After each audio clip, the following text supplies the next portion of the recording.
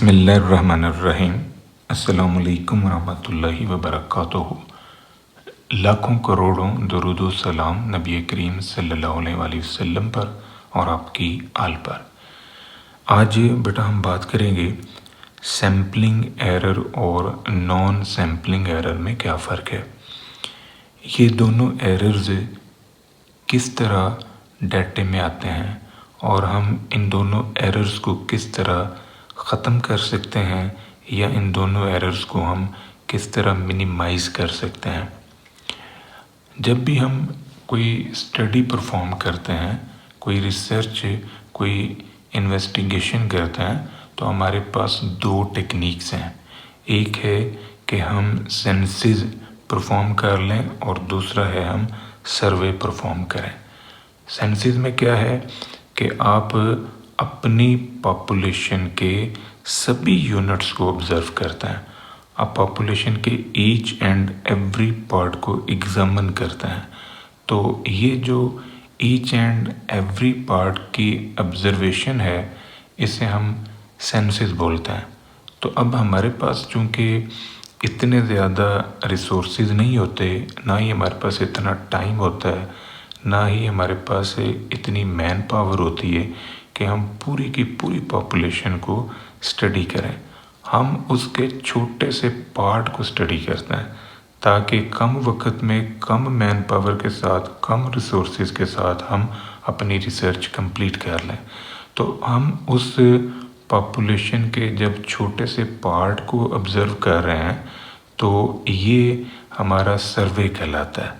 अब वो जो छोटा सा पार्ट आपने उस पॉपुलेशन में से निकाला है, उस छोटे से पार्ट को हम सैंपल कहते हैं। यानी सैंपल जो है वो किसी भी पॉपुलेशन का सब सेट है, किसी भी पॉपुलेशन का सब ग्रुप है। अब आप नोट करें कि अगर वो सैंपल, वो सब ग्रुप पूरी पॉपुलेशन को मुकम्मल तौर पर रिप्रेजेंट कर रहा है, तो फिर सैंपल के जो रिज़ल्ट्स हैं वो पॉपुलेशन के रिज़ल्ट्स को मैच कर देंगे। इसका मतलब है कि हमारा वो सैंपल जो है वो बेस्ट रिप्रेजेंटेटिव है उस पूरी पॉपुलेशन का। लेकिन ऐसा अक्सर नहीं होता, क्योंकि अगर हमारा सैंपल ट्रू ना हो, यानी उसका बेस्ट रिप्रेजेंटेटिव ना हो, तो फिर उस सैंपल की वजह से जो रिज़ल्ट्स हमें मिलते हैं वो पूरी पॉपुलेशन को मैच नहीं करते।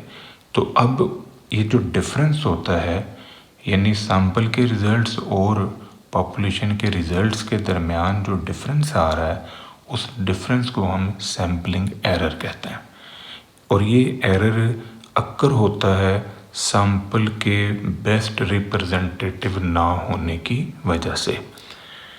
अब हम बात करते हैं कि ये सैम्पलिंग एरर जो है क्यों कर हमारे डाटे में आता है। सबसे इम्पोर्टेंट पॉइंट है कि आपका जो सैंपल का साइज़ है वो बड़ा मैटर करता है। अगर सैंपल का साइज़ प्रॉपर होगा तो वो पूरी पॉपुलेशन को रिप्रेजेंट कर जाएगा। लेट्स सी कि आपके पास 1,00,000 स्टूडेंट्स हैं जिनके ऊपर आप रिसर्च कर रहे हैं, जिनके मार्क्स के ऊपर आपने रिसर्च करनी है, जिनके IQ लेवल को आपने स्टडी करना है। तो आप 1,00,000 स्टूडेंट्स में से सिर्फ 10 बच्चे निकाल लेते हैं। तो अब 10 बच्चे जो हैं वो 1,00,000 स्टूडेंट को रिप्रेजेंट नहीं कर सकते। हो सकता है वो 10 के 10 बच्चे ऐसे आ जाएं जो इंतहाई डल हैं।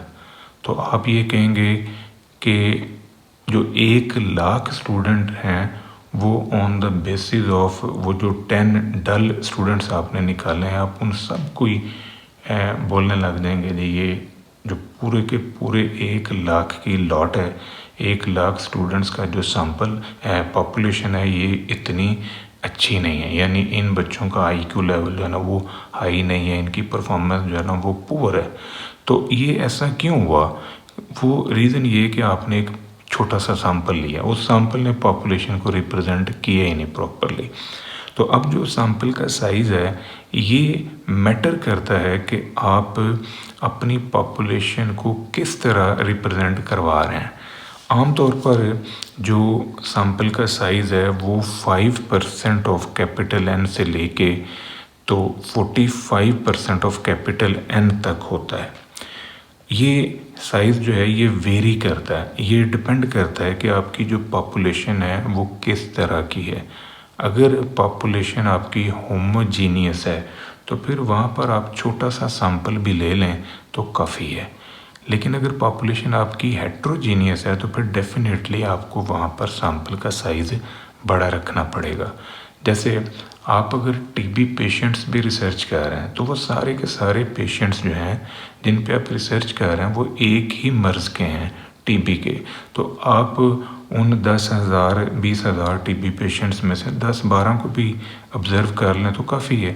लेकिन अगर आप पेशेंट्स पे रिसर्च कर रहे हैं, मतलब डिफरेंट अमराज के पेशेंट्स पे, तो फिर आपको हर मर्ज़ का पेशेंट जो है ना वो आपके सैंपल में लेना पड़ेगा, तब बेस्ट रिप्रेजेंटेटिव सैंपल जो है ना वो बनेगा पूरी पॉपुलेशन का। तो फिर वहाँ पर आपका सैंपल साइज़ डेफिनेटली बड़ा होगा।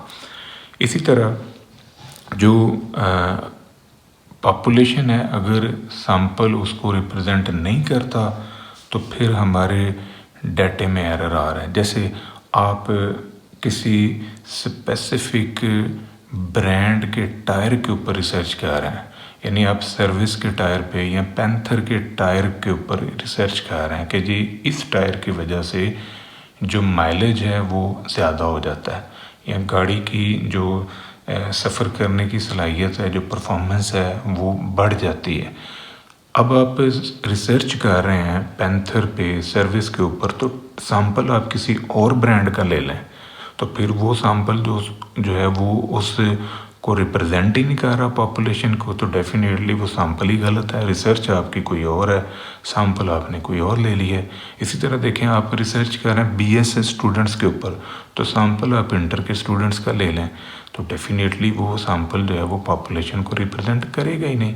तो इस वजह से हमारे डाटे के अंदर फिर एक एरर अक्कर होगा।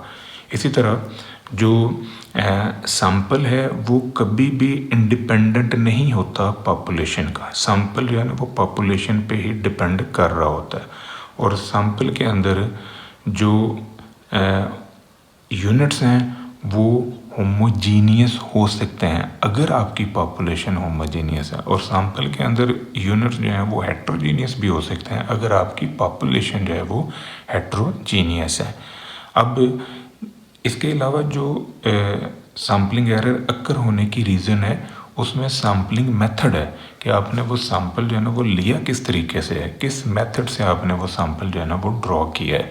अगर आपने कोई प्रोबेबिलिटी थ्योरी अप्लाई की हुई है तो वहाँ पर सैम्पलिंग एरर मिनिमम होगा, लेकिन अगर आप नॉन प्रोबेबिलिटी सैम्पलिंग की मदद से सैंपल जनरेट कर रहे हैं तो वहाँ पर सैम्पलिंग एरर का आंसर जो है वो बड़ा आ सकता है, क्योंकि वहाँ पर्सनल जजमेंट जो है वो सैंपल की सिलेक्शन में अप्लाई हो रही है। अब सैम्पलिंग एरर को मिनिमाइज़ करने के लिए, रिड्यूस करने के लिए हम कुछ टिप्स अडॉप्ट कर सकते हैं, जिनमें सबसे पहली है कि हम अपने सैंपल का साइज़ बढ़ा दें।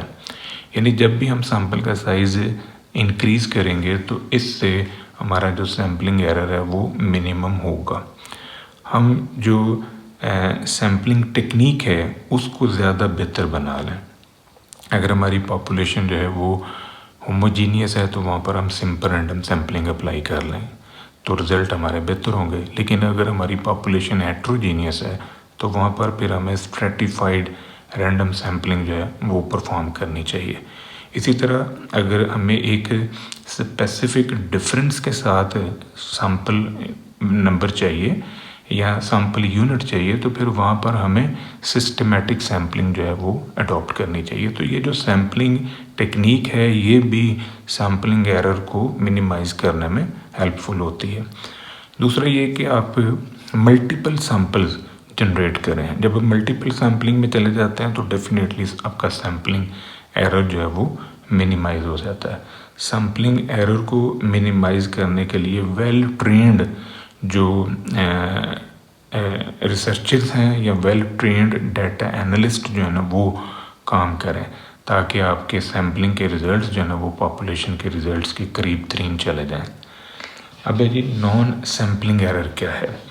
तो नॉन सैम्पलिंग एरर से मुराद ऐसा एरर है जो सैंपल की वजह से नहीं आता लेकिन वो डाटा कलेक्शन प्रोसीजर की वजह से आ जाता है, डाटे की प्रोसेसिंग की वजह से आ जाता है, या डाटे को एनालिसिस करते हुए कुछ हम मिस्टेक्स कर जाते हैं।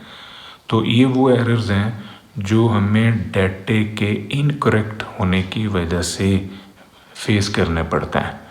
नॉन सैम्पलिंग एरर जो है इस सिचुएशन में भी अक्कर हो जाता है कि जब आप पूरी की पूरी पॉपुलेशन को ही ऑब्ज़र्व कर रहे हैं, तो जब आप पूरी पॉपुलेशन को ऑब्ज़र्व करते हैं तो बीच में नॉन रिस्पॉन्स का एलिमेंट भी आपको फेस करना पड़ता है। कुछ लोग होते हैं जो आपने उनसे 20 क्वेश्चन पूछे हैं तो उन्होंने 18 का जवाब दिया, 2 का दिया ही नहीं, या उन्होंने किसी क्वेश्चन को अगर जवाब दिया तो वो इररेलेवेंट सा करके दे दिए, तो इससे आपका डाटा जो है ना वो कंप्लीट नहीं होगा, वो ये नॉन रिस्पॉन्स के ज़ुमरे में चीज़ आ जाती है। इसी तरह जो नॉन सैम्पलिंग एरर है वो मेजरमेंट स्केल की वजह से भी आ जाता है। यानी आप जो भी इंफॉर्मेशन, जो भी डाटा आप कलेक्ट करते हैं, फिर आपने उस डाटे को आइडेंटिफाई करने के लिए डिफरेंट स्केल्स यूज़ करने होता है। यानी जैसे नॉमिनल स्केल है, ऑर्डिनल स्केल है, इंटरवल स्केल है, रेशियो स्केल है, हर वेरिएबल के लिए या हर कैरेक्टरिस्टिक के लिए डिफरेंट स्केल है। तो अगर आप उन स्केल्स को प्रॉपरली यूज़ ना कर पाएँ तो इससे भी हमारे डाटे के अंदर जो है वो एरर आ जाता है। यानी नॉमिनल है तो आपने उसके ऊपर ऑर्डिनल स्केल अप्लाई कर दिया, ऑर्डिनल है तो आपने उसके ऊपर रेशियो स्केल जो है वो अप्लाई कर दिया, तो इससे डाटे में एक एरर अक्कर हो सकता है। मिस इंटरप्रिटेशन, आपको जो जवाब दिया गया, जो सवालनामे के अंदर क्वेश्चन था उसका जो जवाब आया, उस जवाब को ही आप मिस इंटरप्रेट कर गए हैं, तो इससे भी आपके डाटे के अंदर जो है वो एक एरर अक्कर होगा। सैम्पलिंग बायस की वजह से अर्थमेटिक एरर्स हैं, फॉल्टी क्वेश्चनेयर, आपका क्वेश्चनेयर ही गलत है तो इससे भी डाटे में एरर आ सकता है। इनकरेक्ट डाटा कोडिंग, आपने डाटे की कोडिंग ही प्रॉपर नहीं की हुई, या जो इंटरव्यूअर्स है उसकी पर्सनल बायसनेस आ गई, वो डिफरेंट टाइप के क्वेश्चन डिफरेंट लोगों से पर्सनली करने लग गया, तो अब इससे क्या होएगा, डाटे के अंदर एरर्स जनरेट होना शुरू हो जाएंगे, यानी डाटा ही आपका बेस्ट नहीं होगा। तो इससे जो हमारे रिजल्ट्स में डिफरेंसेस जनरेट होंगे उनको हम नॉन सैम्पलिंग एरर कहते हैं। इसके अलावा यदि सैम्पलिंग बायस क्या है, तो सैम्पलिंग बायस जो है ये ऐसी सिचुएशन में अक्कर होता है कि जब member of the target population are incorrectly selected, यानी आपके जो टारगेट पॉपुलेशन के मेंबर्स हैं आपने उनको इनकरेक्टली सिलेक्ट किया हुआ है, या इनकरेक्ट सैम्पल सिलेक्शन जो है उससे हमारे डाटे में जो एरर आ रहा है उसे सैम्पलिंग बायस कहते हैं। इसकी एग्जांपल आप इस तरह ले सकते हैं कि आप किसी स्पेसिफिक टॉपिक पे रिसर्च कर रहे हैं लेकिन आपका जो डाटा है वो उस टॉपिक से रिलेटेड नहीं है, यानी डिज़ीज़ आपकी हार्ट की है, डाटा आप ले रहे हैं कैंसर का, डिज़ीज़ जो है वो आपकी आइज़ की है जिस पे आप रिसर्च कर रहे हैं, और डाटा जो है वो आप ले रहे हैं ट्यूबरकुलोसिस का। तो अब इस तरह के जो एरर्स हैं, इस तरह के जो बायसनेस डाटे में आ रही हैं उनको हम सैम्पलिंग बायस कहते हैं। अब सैम्पलिंग बायस अक्कर होने की रीज़न जो है ना कन्वीनियंस सैम्पलिंग है, सबसे बड़ी रीज़न कन्वीनियंस सैम्पलिंग है, क्योंकि हम अपनी मर्ज़ी से सैंपल ले रहे होते हैं। अंडर कवरेज है कि आपका जो डाटा है, जो आपने सैंपल लिया है वो अंडर कवरेज, वो पूरे डाटे को कवर ही नहीं कर पा रहा। आपके पास टाइम कम था तो तेज़ी से आपने फॉर्मेलिटी पूरी करने के लिए छोटे मोटे जो रिस्पोंडेंट्स हैं उनसे आपने डाटा ले लिया। नॉन रिस्पॉन्स अक्कर लाजमी होगा सैम्पलिंग बायस के अंदर। सर्वाइवरशिप जो बायस है वो भी हमारे डाटे में आ सकता है। तो ये सभी जो हैं ये सैम्पलिंग बायस की एग्जांपल है। ये था बेटा आज का हमारा टॉपिक जिसमें हमने सैम्पलिंग एरर और नॉन सैम्पलिंग एरर का कॉन्सेप्ट क्लियर किया। दुआ में याद रखिएगा, इंशाल्लाह अगली वीडियो के साथ फिर हाजिर होंगे। फ़ी अमान अल्लाह।